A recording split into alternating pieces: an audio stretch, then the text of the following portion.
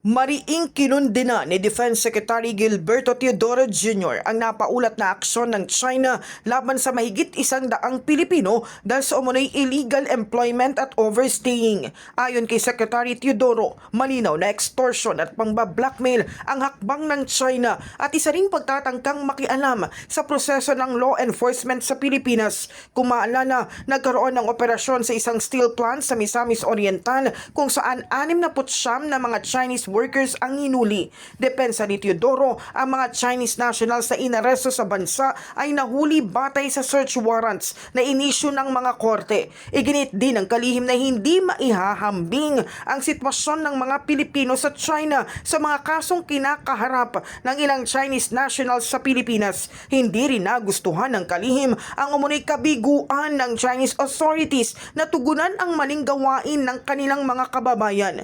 Nilino naman niya na ang mga dayuhang sumusunod sa batas ay itatrato sila ng patas sa Pilipinas. In the heart of changing lives, ako si Brigada Kath Austria ng 105.1 Brigada News FM Manila, the Music and News Authority.